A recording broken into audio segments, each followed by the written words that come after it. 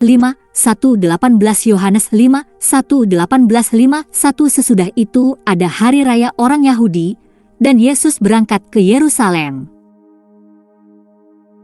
5:2 Di Yerusalem dekat pintu gerbang domba ada sebuah kolam, yang dalam bahasa Ibrani disebut Bethesda, yang memiliki 5 serambi.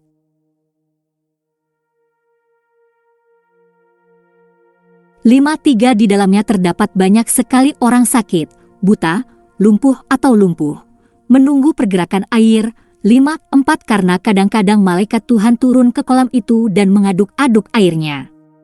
Siapapun yang masuk lebih dulu setelah air diaduk, sembuh dari penyakit apapun yang dideritanya. 5:5 Ada seorang laki-laki di sana yang telah sakit selama 38 tahun.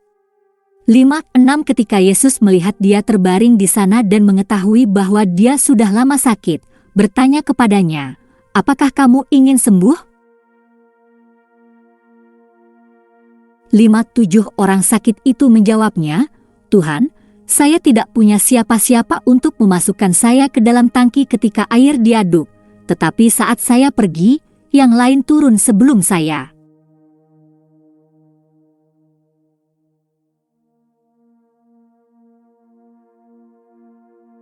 5:8 Yesus berkata kepadanya, "Bangunlah, angkat tilammu, dan berjalanlah." 5:9 Orang itu segera sembuh, mengangkat dipannya dan berjalan. Sekarang hari Sabtu hari itu. Pukul 5:10 maka kata orang-orang Yahudi kepada orang yang telah sembuh itu, "Ini hari Sabtu. Tidak halal bagi Anda untuk membawa tandu." Pukul 5:11 dia menjawab mereka, "Dia yang menyembuhkan saya, dia berkata kepada saya, 'Angkat tikarmu dan berjalanlah.'" Pukul 5:12 lalu mereka bertanya kepadanya, "Siapa orang yang berkata kepadamu, 'Angkat tikarmu dan berjalanlah'?" Pukul 5:13 tetapi orang yang disembuhkan itu tidak tahu siapa dia, karena Yesus telah mengundurkan diri, orang banyak berada di tempat. Pukul 5:14 setelah itu Yesus menemukannya di bait suci dan berkata kepadanya, "Lihatlah, kamu sudah sembuh. Jangan berbuat dosa lagi, jangan sampai hal yang lebih buruk terjadi padamu." Pukul 5:15 orang itu pergi dan memberitahu orang-orang Yahudi bahwa Yesuslah yang telah menyembuhkannya.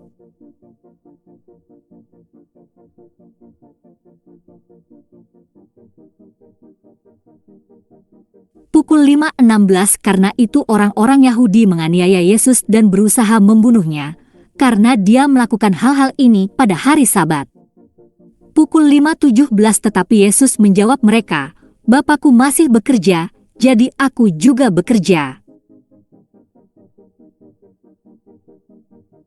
Pukul 5:18 karena itu orang-orang Yahudi semakin berusaha untuk membunuh dia, karena dia tidak hanya melanggar hari Sabat, tetapi juga menyebut Tuhan sebagai Bapanya sendiri, menyamakan dirinya dengan Tuhan.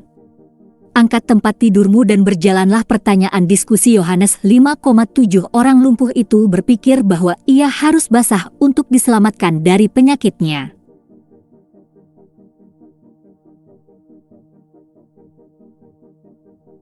Konsep serupa apakah yang dimiliki beberapa orang Kristen? Yohanes 5:8 Bagaimana Anda menggambarkan cara Yesus menyembuhkan dia dan bagaimana hal ini berbeda dari harapan orang itu? Yohanes pukul 5:10 Bagaimana perintah Yesus untuk mengangkat tempat tidurnya tidak melanggar semangat hukum sebagaimana diuraikan dalam Yeremia 17:21-22? Yohanes pukul 5:14 Menurut Anda mengapa Yesus benar-benar menyuruh orang ini untuk tidak berbuat dosa lagi? Yohanes 5,15 Apakah Anda memiliki kesan bahwa pria itu bereaksi dengan baik atau buruk terhadap hal ini? Versus 17 Bagaimana pernyataan Yesus tentang bekerja pada hari Sabat tidak melanggar hukum? Exref Matius 12:11-12 Yohanes pukul 5:18 Di mana lagi dalam Yohanes sejauh ini Yesus disamakan dengan Allah? Apa bedanya Yesus sebagai anak Allah dengan orang Kristen yang dianggap sebagai anak Allah? Komentar, angkat tempat tidur Anda dan berjalanlah naik. Dalam kisah ini, Shaw melanjutkan temanya untuk tidak menjadikan ritual atau tempat sebagai objek kepercayaan.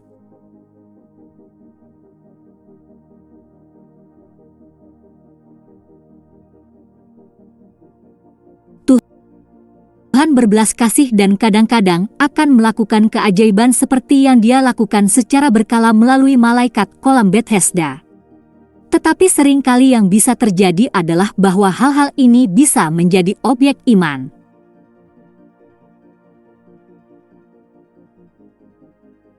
Kita diingatkan pada bilangan 21 di mana Tuhan memerintahkan Musa untuk membuat ular perunggu dan meletakkannya di tiang untuk menyembuhkan orang-orang.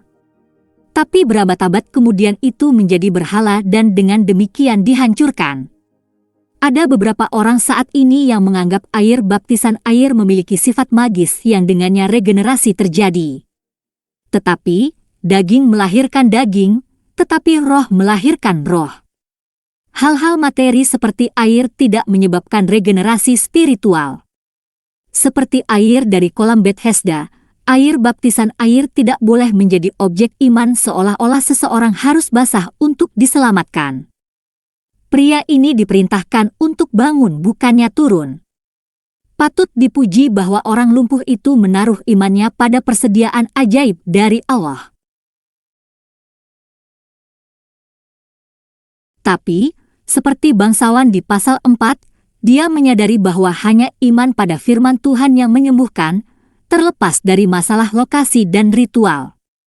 Ambil tempat tidurmu dan berjalanlah. Mematuhi perintah ini sangat mirip dengan baptisan air, seperti yang dimaksudkan. Itu harus saya percaya, karena itu saya taat. Ketaatan adalah indikasi iman. Alih-alih saya patuh untuk diselamatkan, di mana melakukan hal-hal tertentu seperti basah kuyup atau membawa tikar Anda menjadi objek iman daripada indikasi iman. Saya menyimpulkan bahwa Yesus dengan sengaja memberinya perintah ini untuk mengemukakan kontroversi Sabat. Baptisan air harus menjadi tanda lahiriah yang membedakan orang Kristen dari masyarakat lainnya. Membawa tikar Anda pada hari Sabat juga akan membuat orang Yahudi menonjol.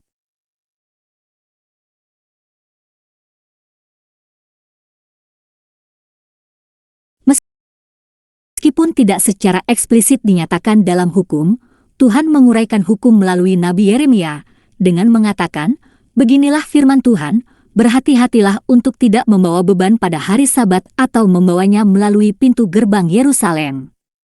Bekerjalah pada hari Sabat, tetapi kuduskanlah hari Sabat, seperti yang kuperintahkan kepada nenek moyangmu." Yeremia 17:21-22. Tetapi orang Yahudi sering mengabaikan arti di mana hal-hal seperti itu ditulis, tetapi menafsirkannya terlalu harfiah dan legalistik, kehilangan semangat. Beban yang dipikul pria itu bukanlah tikarnya melainkan kelemahannya. Untuk dapat membawa tikar Anda akan menjadi pelepasan dari perbudakan tersebut. Maka Yesus membebaskannya tidak hanya dari beban kelemahannya, tetapi dengan senang hati mengizinkannya untuk mengangkat tempat tidurnya. Dia akan pulang dengan semua miliknya dan dibebaskan dari penyakitnya. Sekarang bukankah ini sesuai dengan apa yang tertulis?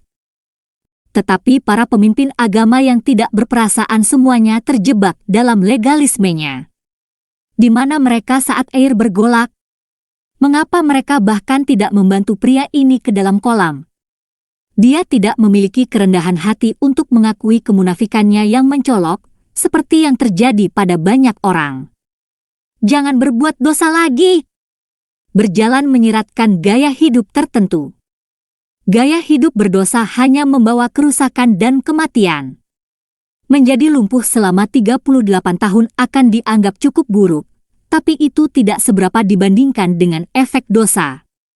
Yang Yesus coba adalah menyadarkan manusia akan kebutuhannya akan kesembuhan rohani melalui pengampunan dosa dan regenerasi rohani. Dia mengkhotbahkan pertobatan dari dosa. Pesan seperti itu mungkin jarang terjadi saat ini dalam evangelikalisme modern yang didominasi oleh teologi antinomial di mana hanya ada sedikit korelasi yang dibuat antara perilaku seseorang dan status keselamatannya.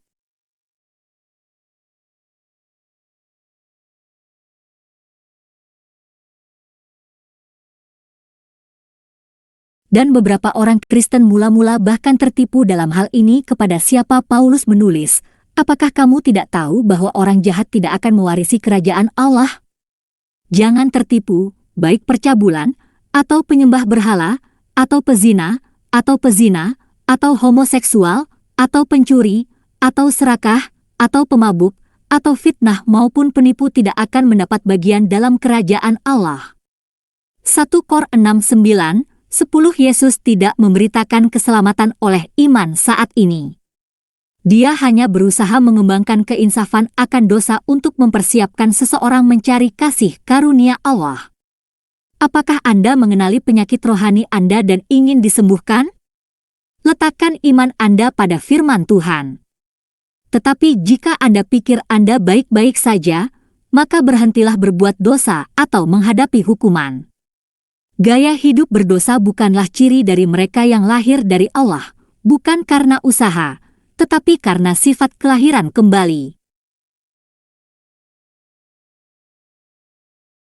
Tidak seorang pun yang lahir dari Tuhan akan terus berbuat dosa, karena benih Tuhan tetap ada di dalam dirinya.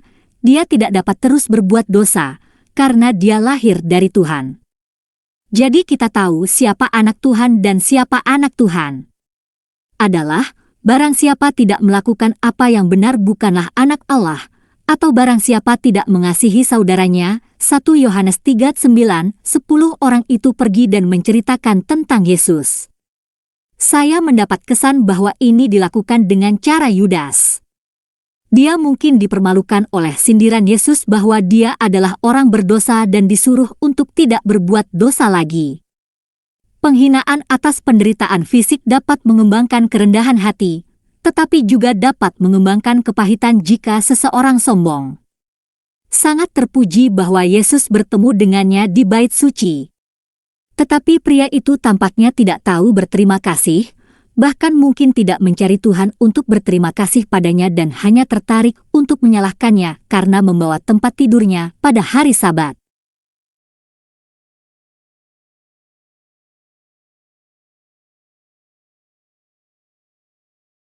Dia tampaknya tidak peka terhadap penganiayaan tambahan yang dia lakukan terhadap Tuhan dengan memberitahu para pemimpin agama. Karena dia tidak berkewajiban untuk memberitahu mereka siapa yang menyembuhkannya. Berbeda dengan ini, saya akan kembali menunjuk kepada perwira dari Lukas 7 yang mencegah Yesus pergi ke rumahnya untuk menyembuhkan hambanya. Salah satu faktor yang tidak diragukan lagi mengarah pada keputusan ini adalah, dalam cinta, dia ingin mencegah Yesus dilihat sebagai kolaborator Romawi dan membukanya untuk kritik yang tidak semestinya. Pertanyaan Sabtu Bapakku selalu bekerja namun ada tertulis bahwa Tuhan beristirahat pada hari ke-7, dari mana perintah keempat tentang istirahat Sabat diturunkan. Di bawah hukum Musa, pelanggaran terhadap perhentian Sabat membawa hukuman mati. Semacam istirahat permanen. Siapapun yang melakukan pekerjaan apapun pada hari Sabat harus dibunuh. Keluaran 31:15 yang menjadi dasar untuk membunuh Yesus.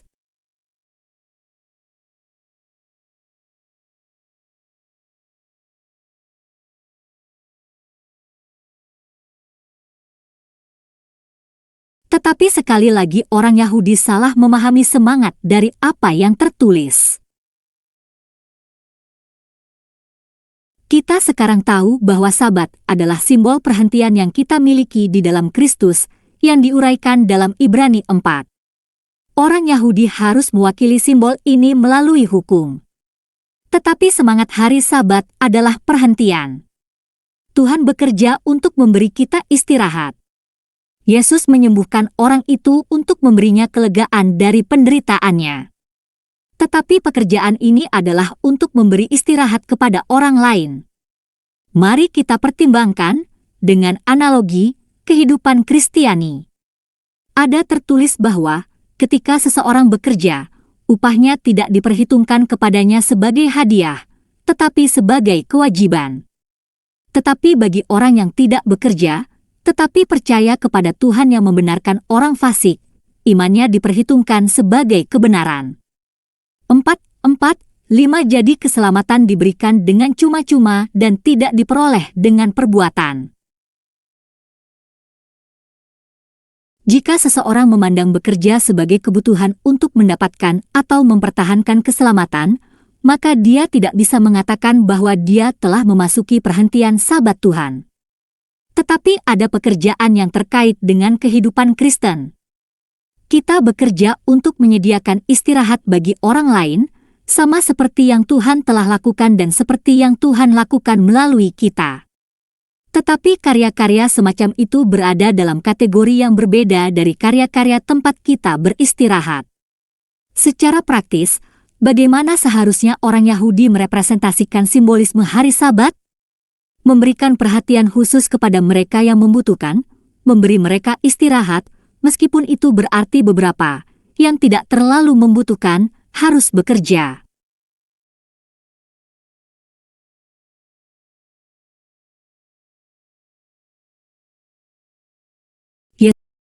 Yesus melangkah lebih jauh dengan mengejek kemunafikan mereka, dengan mengatakan, "Jika salah satu dari kalian memiliki seekor domba dan jatuh ke dalam lubang pada hari Sabat, tidakkah kalian akan mengambilnya dan menariknya keluar? Betapa lebih berharga seorang manusia daripada seorang domba. Karena itu boleh berbuat baik pada hari Sabat." Matius 12:11-12, perbuatan baik, dalam pengertian yang ia bicarakan di sini bukanlah bagian dari pekerjaan apapun yang disebutkan dalam hukum Sabat. Tidak mempertimbangkan semangat dari apa yang tertulis dapat mengakibatkan penerapan Alkitab menyimpang seperti yang terlihat di kalangan elit agama sepanjang sejarah. Keilahian Kristus meskipun benar bahwa Alkitab kadang-kadang berbicara tentang Israel yang disamakan dengan anak-anak Allah dalam arti alegoris, dan Paulus menyebut umat manusia lagi sebagai keturunan Allah dalam arti alegoris, namun Yesus berbicara tentang dirinya sendiri sebagai anak yang eksklusif. Tuhan. Dan dia menguraikan hubungannya dengan sang ayah di sisa bab ini. Ini adalah tema utama dalam Injil Yohanes yang dimulai pada pasal 1 di mana ia disamakan dengan Allah. Dan kita melihat dalam Yohanes 3 bahwa dia menyebut dirinya anak tunggal. Yesus adalah anak Allah tidak dalam arti yang sama dengan orang Kristen saat ini menganggap diri mereka sebagai anak-anak Allah. Yesus itu unik, memiliki kodrat yang sama dengan Allah Bapa namun merupakan individu yang terpisah. Implikasi dari ajarannya tentang hubungannya yang unik dengan Bapa jelas sesat dari sudut pandang musuh-musuhnya. Mereka percaya bahwa Tuhan memiliki anak, tetapi mereka tidak percaya bahwa Yesus adalah Dia.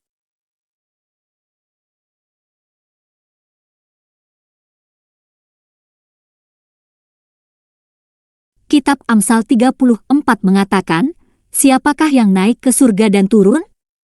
Siapakah yang mengumpulkan angin dalam cawan di tangannya? Siapa yang membungkus air dengan jubahnya? Siapa yang menetapkan segala ujung bumi?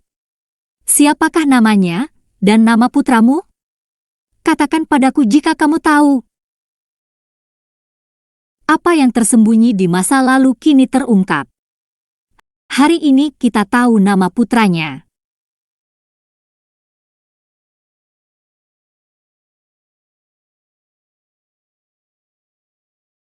Juga, pada persidangannya, imam besar bertanya kepadanya, "Beritahu kami apakah Anda adalah Kristus, anak Allah?" Matius 26:63 dengan demikian mengungkapkan bahwa orang Yahudi percaya bahwa Mesias, Kristus, adalah anak Allah.